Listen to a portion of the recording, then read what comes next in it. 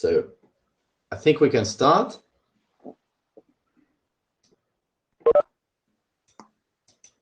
How many people do we have? Quite a few. So hi everyone. So first of all, I wish you a happy new year 2021. Well, we'll probably have a happy new year for a few interim meetings because it's a new year in every part of the world. This is our first meeting, our January meeting for the ACE working group. I'm showing the note well, so please take the time to read this slide, and if you have any question, please come back to me or raise your question. Before we start, I'd like to know if there is anyone willing to be the Jabber scribe. I think Francesca is doing it. I'm also asking for a minute taker. We can also collaborate for that, so we can have two.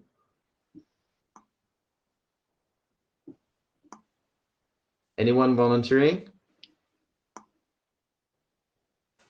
The Codim link. Oh, yeah, the Codim link. I think I sent it in the chat, but I can resend it. It's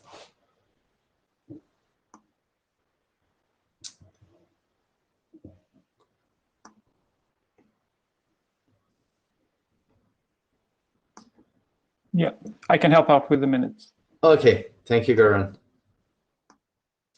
Okay, good. So anyone has any comment before we start? No? So let's start with the working group status. So we had a charter. The charter is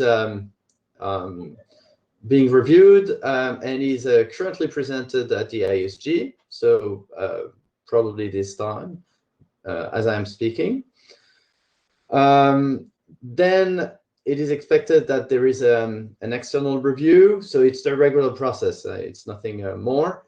But at the end, the charter is being to be published or approved in any sort no sooner than beginning of February. So this is one of the reasons we started some conditional calls for adoption, so that we're not waiting too much. And this is why you may have seen on the mailing list the call for adoption for draft with CMPv2 over CoAP. So where we are with that working group, so we have the RFCQ, in which we still have the draft on CoAP East. As far as I remember, is waiting for a DTLS number. So I don't know how long it's gonna take, but I suppose we're seeing the end of the tunnel. But did I notice, Sean, on the, I mean, the Sean Turner, do you want to say something on that for the DTLS? Hopefully you can hear me. Yeah. I think we're in the process of still trying to get some final changes tweaked in there, but the document is basically ready to go. So we just have to get it to the ISG. Yeah. Okay. So that's it's as I mentioned, we see the end coming, so not a problem. AD review. So we have some documents that are waiting for another document that is in the working group queue. So that's the three first documents. So as soon as we got the OS core profile done, all those are going to be sent to the ISG. And we have a new document that's been sent in the next in the latest months, which is the MQTT TLS profile. So that's the one I'm considering that is in the real Ben's queue. And then we have a working group queue where we do have a few documents that are staying. So the OS code profile is well, we had a latest review, and so this document has made some back and forth between the working group and the revisions. So I think we are reaching the last step now, and as soon as the next version is going to be published, my expectation is that it's going to be sent to the AD, and then in a very short time sent to the ISG, because I mean, it's not a new document for Ben. Ben has already reviewed it, yes. Yeah. So I don't know, Francesca, if you want to say a few more words on that document.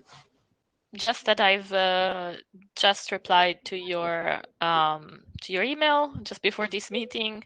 So hopefully, if you agree with my answers, and I was happy to see that it was mostly clarifications and things like that. So I don't think it will take a long time to update. It's on high on the priority list. So as soon as you give me the okay, I might actually start doing the changes, and so you can just okay the pull request if you prefer. Oh, yeah, I will have to look at your email. I saw you sent me an email, but I haven't had time to look at it. But yeah, I will do that probably right after the meeting. So if you don't see any problem, I don't see why I should see any problem. So yeah, so that there is not a lot of changes, and hopefully, if you agree, there is some clarifications, but also some other clarification. I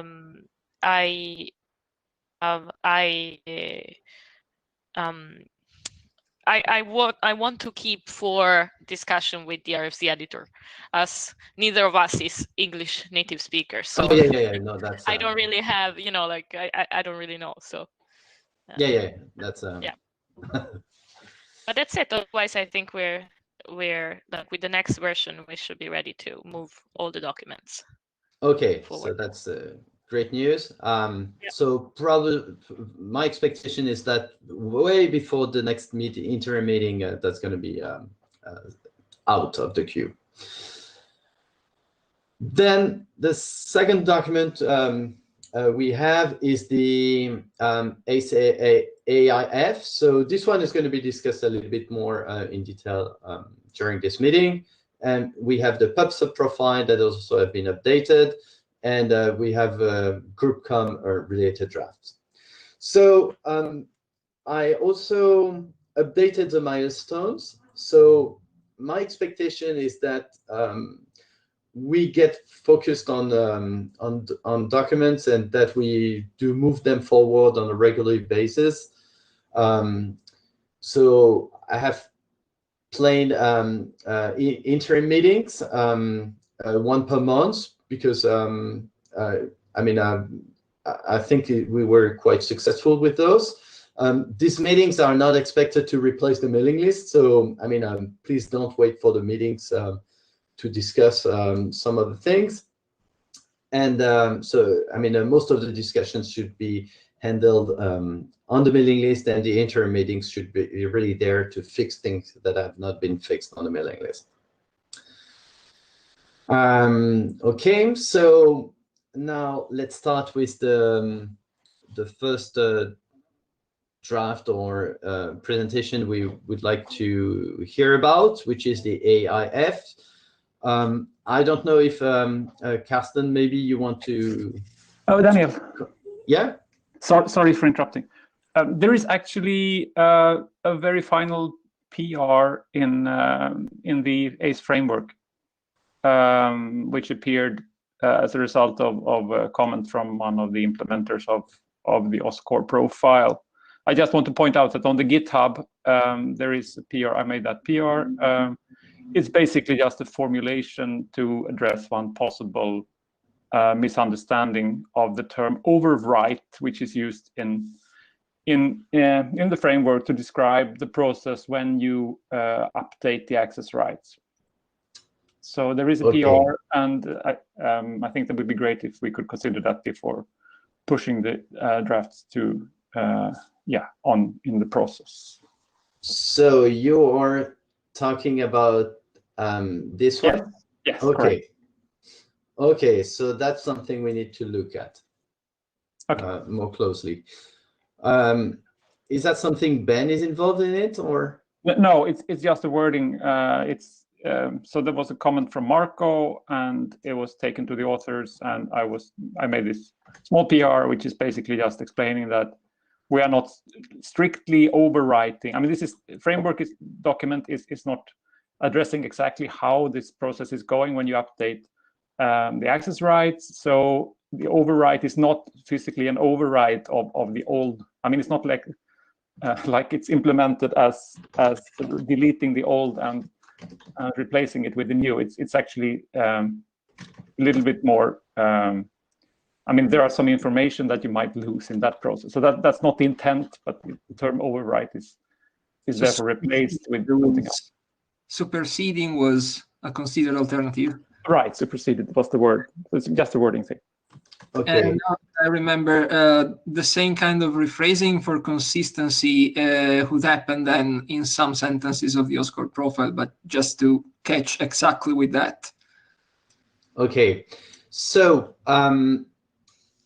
is that something that maybe needs to be raised on the mailing list so that everyone agrees on that? Sure, I can send an email. Yeah, I think that's the best way to handle that. And of course, I'm going to have a look at this, and we'll tell Ben for that also. Okay, thanks. Thanks for bringing this. Okay, so so for IETF, so currently the document is at least mentioned by 2 documents, which is the MQTT and the GroupCom. So from a discussion I had with Carsten, I mean, we sort of went through remaining points. So, I mean, filling the templates, finalizing security and introduction sections. And then some comments that have been provided earlier, positioning AIF toward non-constrained mechanisms. So my thoughts are that maybe the introduction would be the place to mention that. I think it's originally from a comment from Ben. From Jim, he also mentioned that a resource that has been created may be granted some specific access right. This should not impact it does not expect that it impacts the format being described, but it might something that we mentioned. So basically what we would like to hear is from the people that are referencing this document, if they have any concerns, and if there are anything they're willing to see in the next version. And I will leave probably the floor to Carsten to see if he wants to add anything.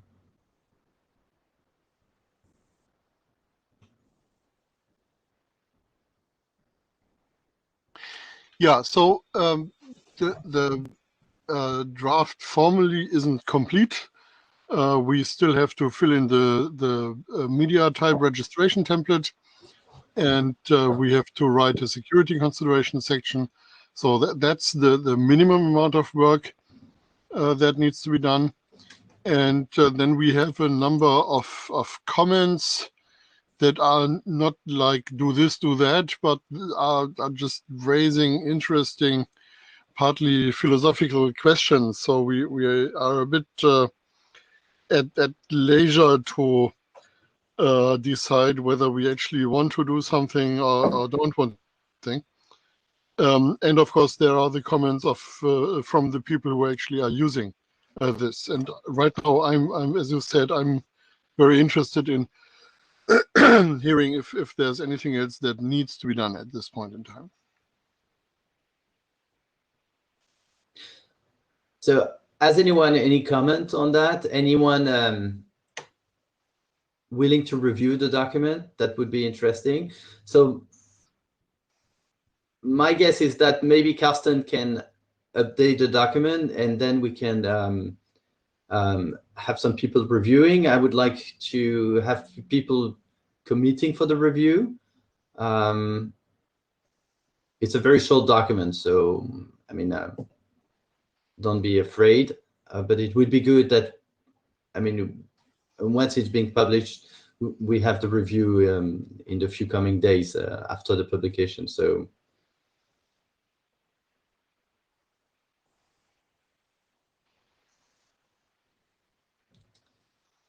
I can ask Signem for as a co-author of the MQTT draft.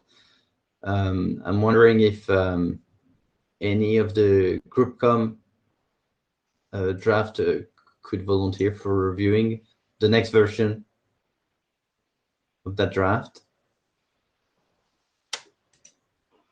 Marco here, I can have a look at it. And by the way, it's already used also in SK Group Common Score, where a separate AF data model is defined, in fact. And I can anticipate the same will happen with yet another data model for the GM admin document when we started to think of how to use AIF in a new way for that. So I'm not sure we are going to use the data model already defined in the document, meaning the basic REST model and the dynamic REST model, but I can still have a look at it, and maybe I can come up with comments if I notice anything when using it in those other drafts. Okay, so that's very good. Thank you, Marco. I will ask Signem also to check that, and so I will contact her and ask her for that. So yeah, so we should expect a new version in the next coming weeks. So that's probably beginning of February. That's my guess.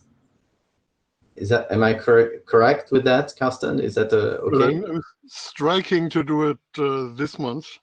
Okay, perfect. And so my expectation is that as soon as we got those review, we start a working group last call on that. Yeah, if the review uncovers anything, and then of course we should have another new version and the working group last call. Yes. Are they? That's really my lack of expertise. But I'm wondering if there are any other working group that should be involved, you think, in the review, or that we. Well, when we have done our review, you probably want to include HTTP BIS. Okay. Or maybe the new, what's it called? The do interesting things with HTTP that Mark Nottingham is interested in working group. Forget what it's called. So during the working group last call, I guess. Yes. HTTP BIS. Okay. Is that HTTP puppy? Yes. Okay. Good. Yeah. So I think that's nice to have those. PubSub profile. So I'm wondering if Francesca, do you have any things to mention? You were expecting? I can give a short status update. Is that after New Year? Well, as you might have seen, I've started contact with Sigdem, who unfortunately is not on the call today. But she has started to think about the MQTT part of the PubSub profile. and she had some comments already, so we need to sit down and think about it. In particular, the first comment she had was about that she doesn't think that the two authorization servers, which are now defined, AS1 and AS2, should be defined. So should be separated. So she thinks that they should be one entity. So that would be one bigger change. And yeah, and there is a lot of more comments that come from the think about MQTT. So this is not, so I just resubmitted it just for keeping it alive. But Yeah. for me, this wasn't in my priority list so far. So now we can start picking up the pace again, but probably not before, for me at least, not before the OSCO profile is done. Yeah. Okay. So I don't really know what to tell you about the next update. But it's not definitely not for 2 weeks or something like that. Yeah, I would say the profile should be done in the next 2 weeks, but I think especially because there is collaborations between you and Signen in that document. I think it would be good to be quite reactive, so that the working group can also touch its. Actually, it would have been good to have this document move forward with the MQTT document as well. That one is more advanced. So we kind of like, I'm already late on this, so I don't know if we can pick up, and if we can't, then I am not really sure. I will check with SIGDEM and we will try to have a better update for next. Oh, can you hear me? Yeah, sure. Okay, I have a better update for next interim. Okay, so that's good. And I mean, the working group, please. I mean, feel free to provide feedback and. Yeah, I don't think it's time for feedback yet. We will for next update then maybe. Yeah. Okay, right. Yeah, feedback's on the document, but I saw an email where some points have been raised. So if anyone has any comment on that, that was my yes, of course. What I was suggesting. Those were the points that SIGDEM brought up, and we will also discuss, and anybody is obviously welcome to provide feedback about those. Okay. Yeah, thank you. So I guess for the next meeting, we will have a thorough discussion on this draft. That's my how I see the thing. To confirm the yeah. Okay. Okay. So good. Well, it's nice that this work is moving on. So thank you. Group comms. So I think Marco got 2 presentations, Marco and Francesca. Yes, Marco is going to present today both. Okay. Here it is. Yeah, thank you, Daniel. We resumed to work on this. This is just a collection of open points we have compiled, and one is actually from the November IETF meeting, plus more we talked about in the meanwhile. So next slide, please. Yeah, the conclusion about this open point in November was to think more about it. So we are still at the same point, in fact, but just to refresh our memory, it's about the encoding of scope in the token itself, and of course the way it is used in the message exchange between client and authorization server. So far, we have assumed that the KDC is running just one application, or in this particular context, one application profile of ACE. but it may just as well run multiple applications, not at all related to each other at the same time. And you can think of this even as a much more general point in ACE applied to any resource server, so not necessarily a KDC. Point is, a client posts a token where scope is encoded as a bystring. So at that particular point, what should the KDC, or more in general, the resource server do? Meaning, how is it supposed to know exactly how to parse scope according to which format? So for the context of this work, well, we know that, for instance, in some profile, we have that as a CBOR array indicating group on one side and roles on the other side. But you may have other formats for other application. But right when the token is posted, you don't know, and you need a hint. So maybe a not too orthodox hint that I'm actually using in my group manager implementation is the audience claim of the token that I actually associate to a service like a group manager for GroupoScore, for instance. And well, that would work, but probably we can do better to be also more general than this. Next slide, please. So we thought of and proposed in November two possible approaches that, again, all in all, are about giving a hint on how the scope should be parsed. And one is prefixing the scope with 1 byte, whose value can be, in fact, the hint. And this has, of course, to be agreed between the resource server and the authorization server, for instance, upon resource server registration time. And of course, if there are multiple resource servers around running that same set of applications, for instance, well, they all need to sync on a common value associated to a format during that registration phase. There's another way that, well, it's fundamentally about prefixing a hint, but it uses the actual CBOR tags.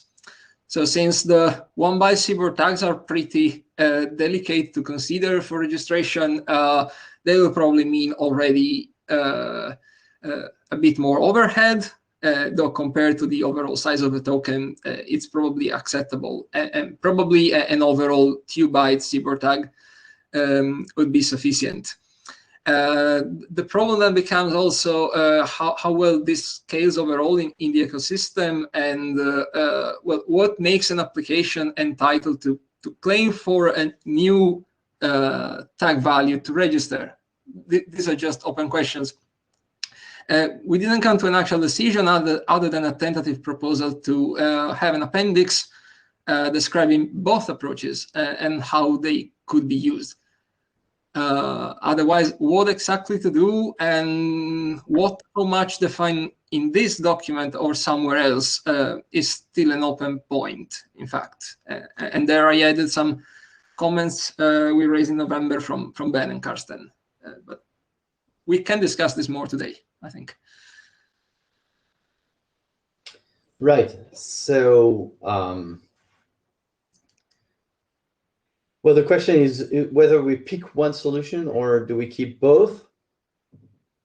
No, we would have to pick one. Yeah. Okay. Or I mean, we could also, as Marco said, he has kind of fixed it right now in his implementation with a tweak that is The audience.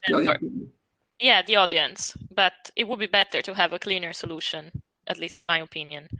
And while you were talking, Marco, I thought about what about if we register one CBOR tag, not one per each possible form of scope, just one CBOR tag, and then in our ISKI-GRUCOM document, we register a new IANA registry that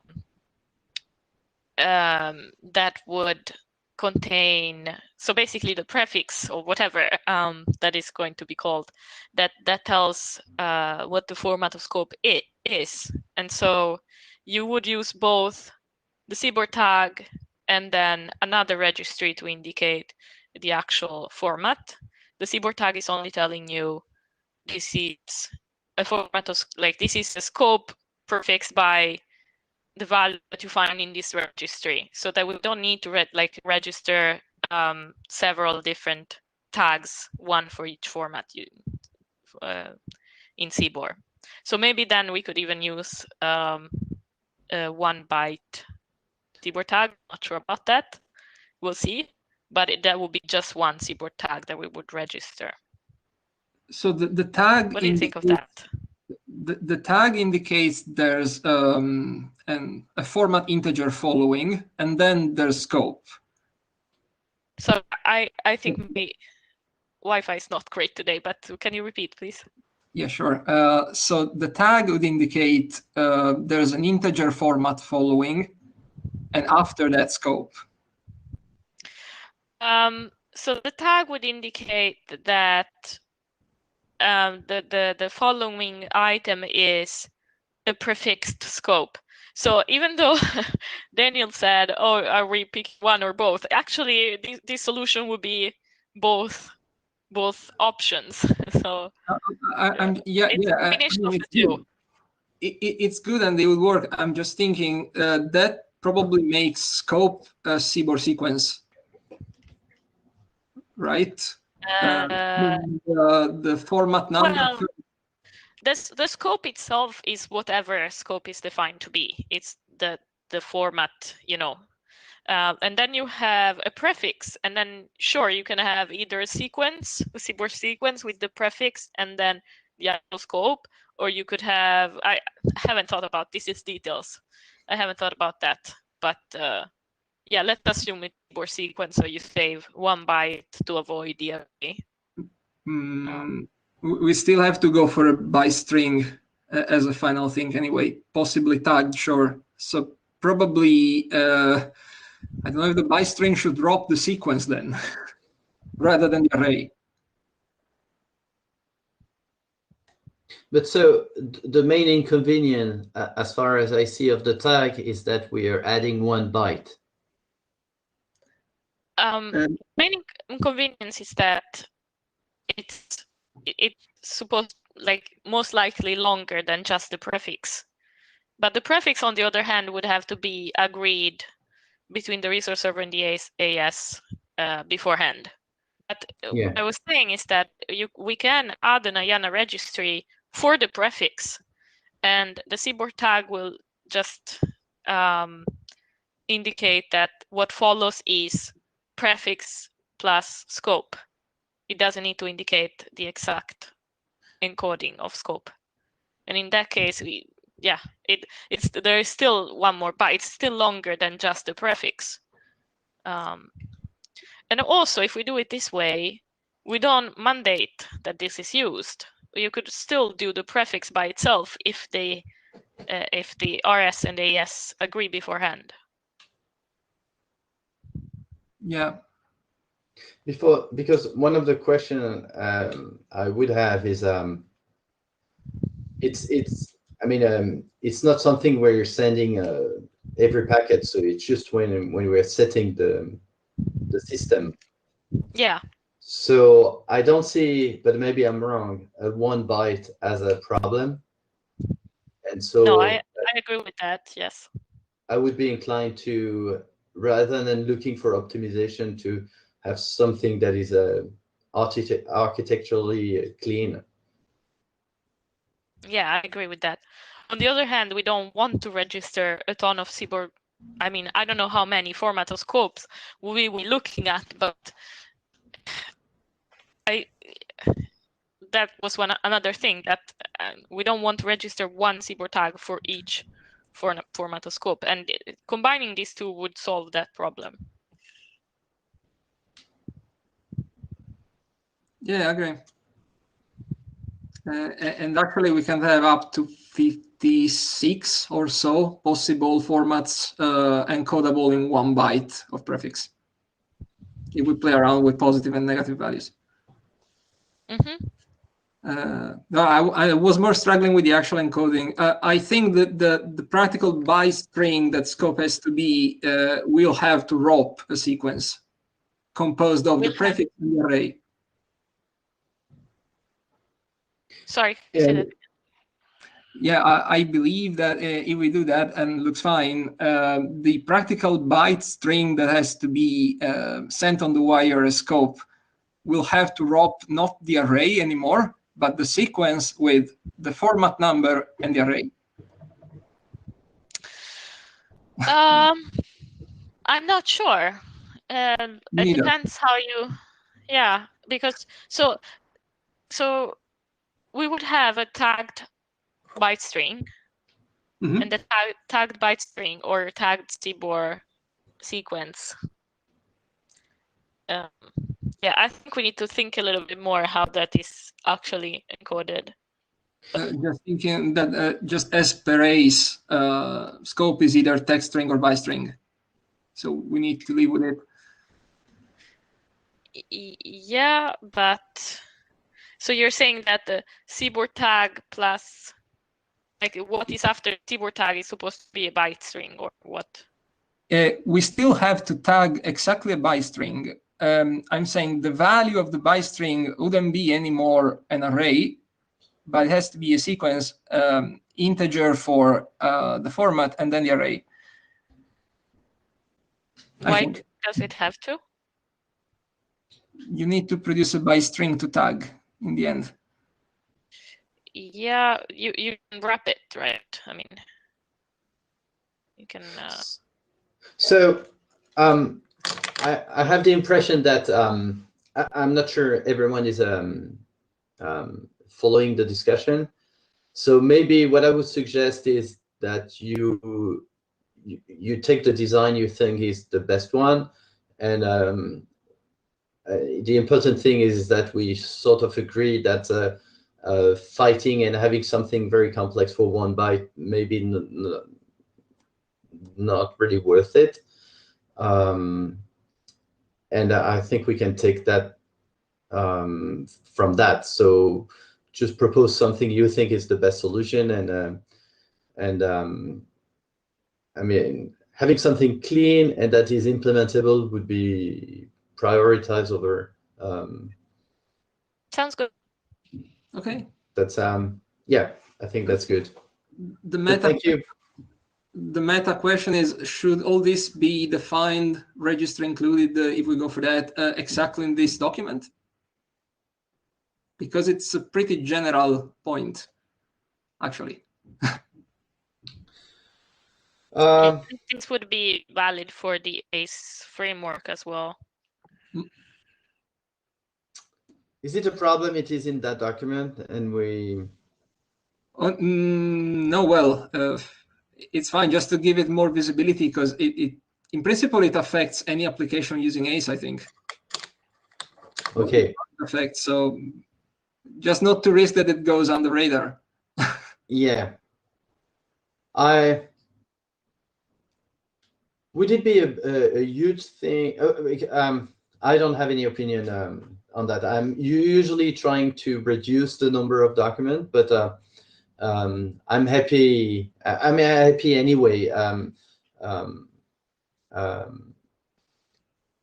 But yeah, I understand your point. Maybe anyone has an opinion on that?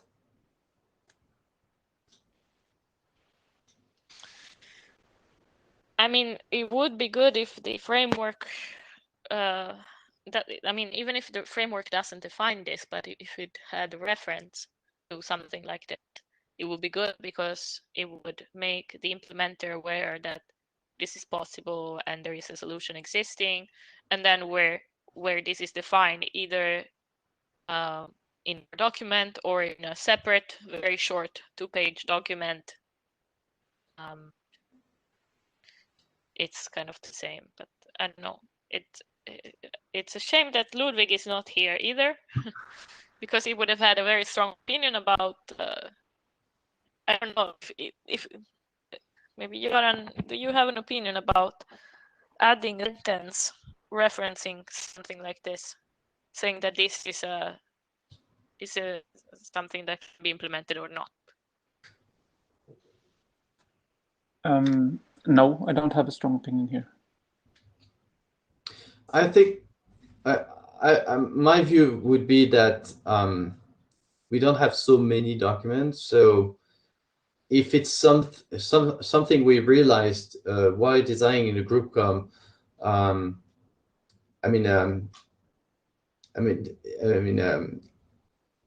documents that are coming after will reference the group com, and then it's going to be in the mainstream. I think it's probably the way to do, rather than coming back all the time to the framework. So that's what I. Yeah, the only reason why we brought this up is that this is a more general thing that has basically it's applicable also for applications that are not based, like they are not groups. So it would be true for the OSCOR profile or whatever other application of the framework. That's just why we're saying it's so general that if someone else is implementing something else and they're not aware that this is that they will not know to use it, maybe if we move it out of the ASCII group com and we make a separate document, then it's easier to find. I don't know.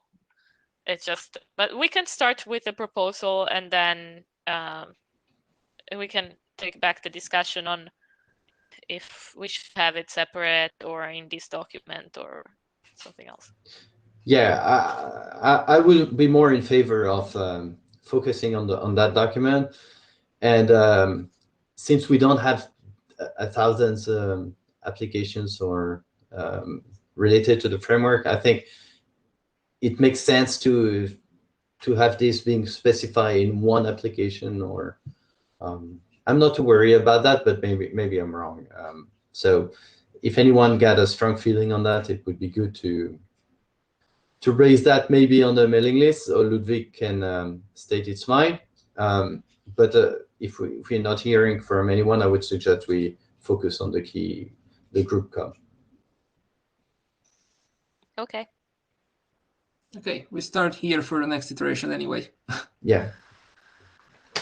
Good. Okay, that was it for this point. But it was the toughest one, I have to say. Okay. So we can move to the next slide. Oh yeah, that's me. Thank you. Yeah, we just noted while going through the many requirements that the document refines that, of course, a particular profile as an instance of this document should also specify for a certain role that the group member can have, practically what kind of operations that role enables the group member to do. And in the original text on top, we are referring as associated to operations exactly co-op methods. And that's maybe too specific. For instance, if practically co-op is not used to communicate in the group, think of MQTT already, meaning that even REST methods may be still too specific. So till a few hours ago, we had a more complicated rephrasing as alternative, but Francesca noticed it's probably good enough to just replace that is with EG. So essentially mentioning co-op methods just as a possible example of operations intended to be associated to roles. So what was more complicated might be just about this easy way to clarify. Makes sense to all? If everyone is happy with that, I'm fine. I think also that if you have one reference, which is the co-op methods, anything that is somehow associated to that, it's we have a transitive relation between those, so I think it's fine. Great, thank you. Okay, that ended up easy. Oh, yeah. One, please. Thank you. Right, I also need to recap a bit here. Oh yeah, if you remember, there are sub-resources at the KDC, one for each group member. And I think Christian, in one of his review, noticed and made us remove the possible observation of that node sub-resource from the associated node, because there was apparent no reason to do that. Actually, there might be a reason that can be an advantage for the group member for observing this dedicated resource. The KDC may decide for some reason to kick out from the group that node. And right now we are defining as a possible way to inform the group member about the eviction an actual request from the KDC to the node using a path possibly provided upon joining by the group member. But after having evicted a group member from the group, the KDC is also supposed to delete altogether this associated sub-resource. So if that group member was observing that sub-resource, following the deletion of that resource, the KDC would have to send, as per observe, a 401 notification response. And that would serve as an automatic way of notification, oh, I have evicted you from the group. So there would be actually motivation why it can make sense to take advantage of this for a group member to observe possibly that resource, to get notifications about being evicted from the group. Make sense? Yeah, to know when it's been, yeah, go ahead.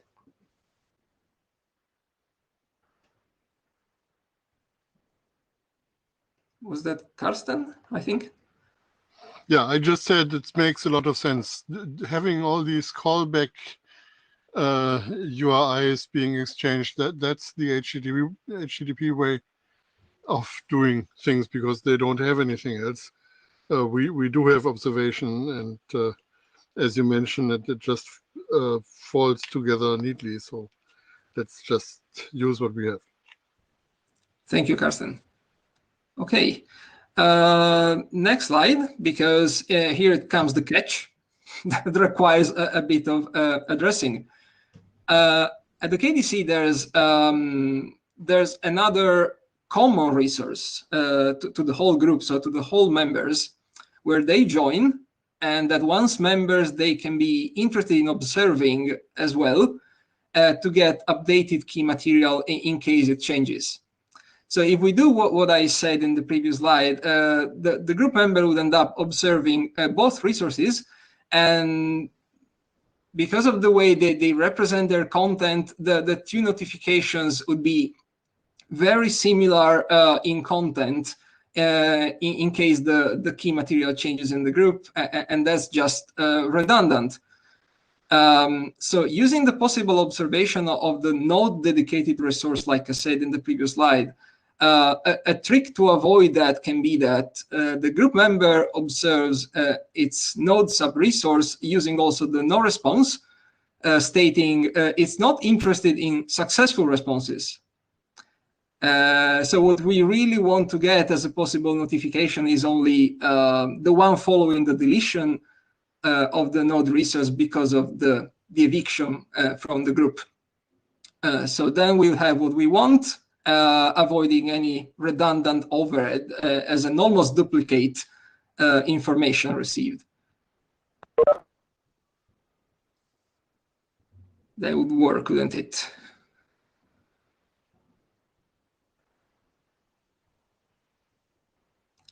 Hope you can hear me.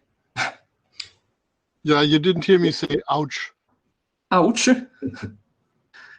No. But I didn't intend this to be a comment stopping you from doing that. Now, Okay. yeah, that's interesting. Yeah, exactly. Another thing would be to just say that this is like the consideration that this happens if nodes observe both resources, and then allow applications to decide if they want to observe both these resources at the same time, because they could only just observe one and then not observe both. Yeah, the thing is that the group member is most likely observing the main common group resource to get updated key material. So it has no reason to observe this one too, but they'll be convenient to be notified about eviction. But if it does that, you get kind of double information, unless. I mean, if it was to observe only this one and not the general group one. They will be probably fine from a selfish point of view of that group member, but I think the KDC, for what is worth, would have much more observational state to keep looking at, because the common group resource is common instead. But I mean, is that? Yeah, I don't know. I don't know if that's a problem. No, I haven't implemented co-op, so I don't know how big of a problem that is to have several. This is an optimization.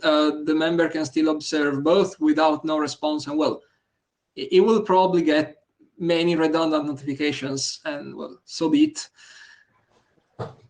So, Carsten, could you expand on the ouch, please? Like, what was the reason for that reaction? Yeah, I think we don't have strong support for observing with no response yet in libraries. So that would be something that people would have to add to the generic co-op implementations. Yeah. I mean, so the way, yeah, I see your point, and the way that I'm seeing this is that we need to add considerations about this situation, and we need to give possible solutions. But I wouldn't say that any of this is mandatory to implement. No.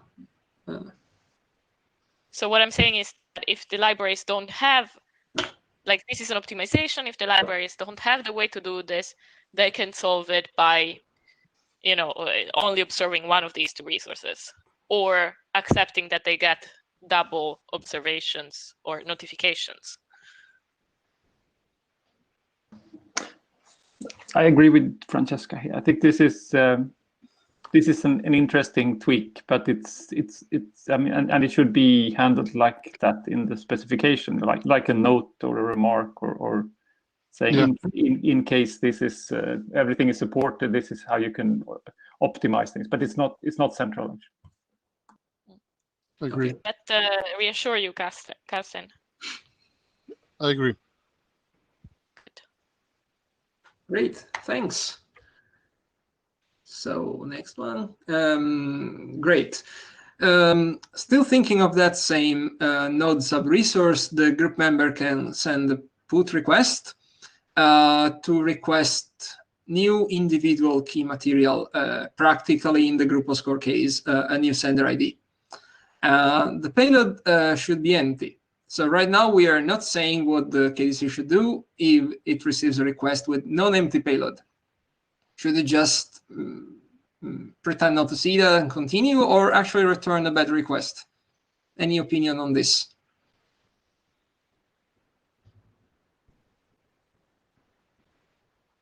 Ignoring means that you never can extend it. So if you do an extension of the protocol later where there is a non-empty payload, the KDC would just ignore it, and you would never know whether the KDC actually has acted on it or not. So my preference would be to have a bad request there. All right, thanks. And the second point, perhaps a bit less controversial, is it might happen that right when the request comes, the KDC, for several reasons, is not able to produce and provide a new sender ID or whatever new individual identifier to the node. That seems pretty obvious instead to return a 503 error. Does that sound reasonable? Or a more fine-grained error is more appropriate? Yeah, that depends a lot on how you expect implementations, client implementations, to act on this. I mean, service unavailable can be anything. So if you get that code, you don't really know whether this is just out of key material or something else bad has happened. Okay, this is really specific to the put request, which is exactly about requesting a new individual key information, if that helps. Otherwise, Maybe we should define an optional diagnostic payload to include with that error. Or actually not diagnostic payload, but actual action payload. I think that the expected payload in the 503 is after how long the client is supposed to get back to the server for 503. So it's a bit tricky. But we look again for other error codes if we see anything more appropriate than this then. So essentially we could simply define the problem payload. So like we have problem payloads for other kinds of problems, and that could include the information when it might be opportune to try again. You're talking especially about the problem details document in core now? Or? Well, it would be related to the problem details document. That doesn't mean that it has to use that. It could do its own thing. But of course, it would be nice if they would be culturally compatible. Right. Yeah, it's good. Okay. Just to say we're running out of time, I think. So I suppose you want me to stop here. I mean, actually, I was thinking, is that okay for, I mean, it depends on the people. We can continue a little bit to finish this this presentation. We are almost done, by the way. Sorry? We are almost done, by the way. Yeah. Oh, okay. So, and then, so it's not too bad that we focus on this document as opposed to the admin one for this time. So I think that's fine if we can get the updates and move. I mean, get the focus on one document. It's not too bad also. So yeah, after we finish with this document, we might adjourn the meeting. Okay. Next then, yeah. Right, there's another resource. This is common for the group instead, pub key. You can send requests to get public keys of other group members. And other than the get method, we also described how the fetch method can work here, where you can indicate a subset of public keys you are interested in. Filtering by IDs of group members or roles of those group members. So on top you have the current format for the fetch payload describing the filter. In fact, we thought it would be useful to enable also the reverse direction of the filter with respect to the IDs of the group members indicated, and that would mean indicating having one more Boolean parameter in the payload of fetch. And there's an example with more discussion in the next slide. So basically the idea is that if the flag is set to true, it works as of now. When you see a number of IDs in the IDs filter internal array, it means you want the public keys of the group members having those IDs. So you are essentially asserting what you want, considering the filter. But if the flag is false, we can revert this rule so that you want the public keys except for the group members with the specified IDs in the filter. And that can be useful, for instance, for a group member that has been in the group for a while. More members have joined, and the group member might have missed a few public keys of new group members, but it has a bunch of keys already, and they would like to send a fetch request with a negative ID filter, so specifying the IDs of the public keys it has already, asking us for all possible other public keys that have been added in the meanwhile, and it doesn't have yet. Does this make sense to include?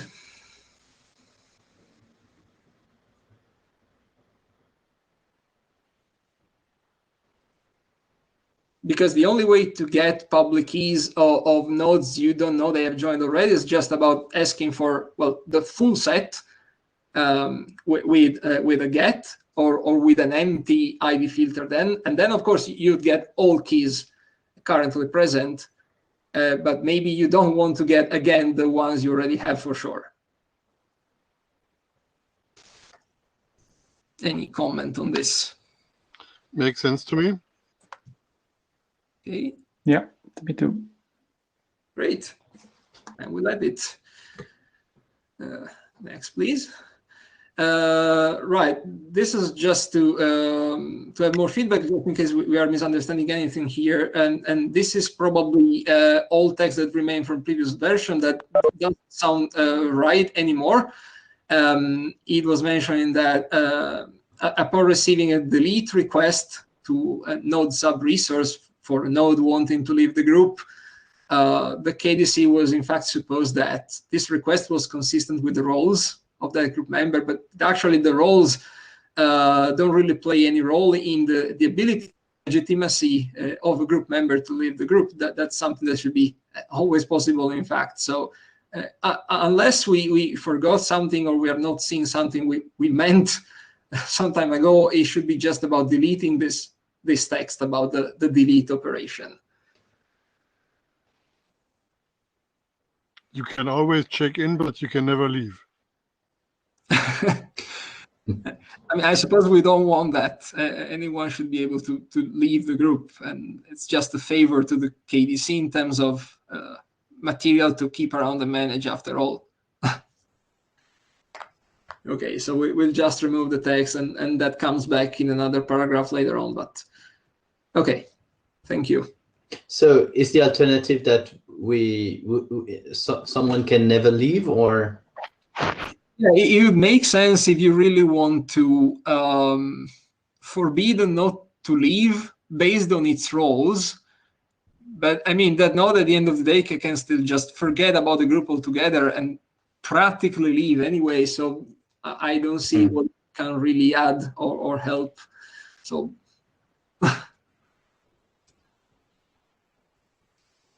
okay, then we can just bring this text up. So do you intend to remove the text or to?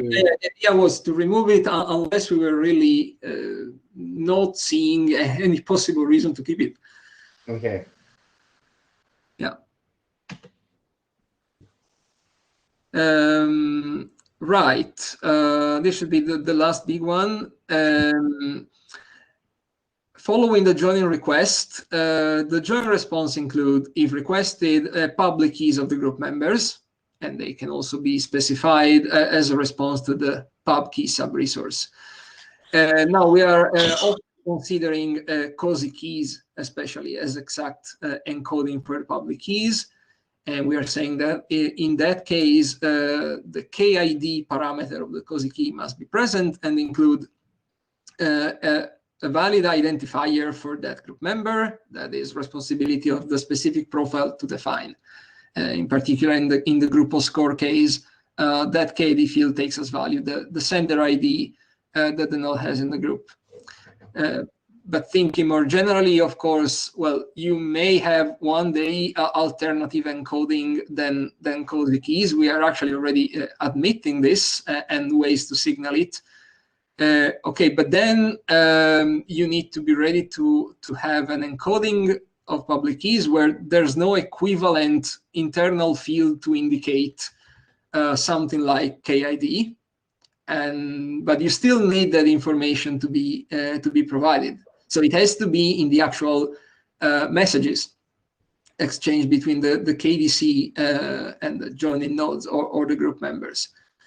So we thought of possibly introducing one more optional parameter, essentially in the join response and in the response to the from the pub key resource.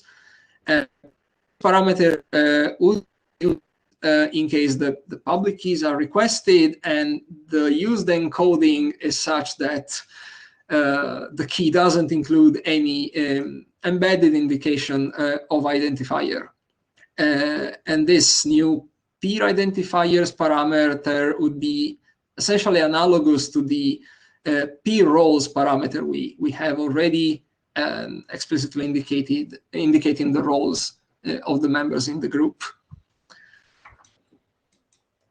Opinions, objections?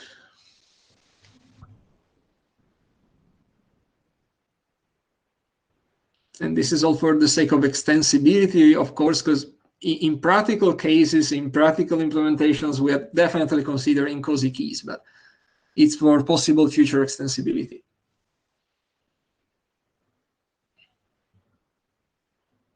No objections? Well, it's worth adding it. We'll see if objections come later. Okay, if I'm not wrong, the last one was really about minor editorial things in case anyone had a comment. Yeah, it's about renaming one parameter that is really about a URI, so it should be named control URI, not control path. And it was trying to avoid my blame, absolutely, use and abuse of expressions like those that we can definitely remove.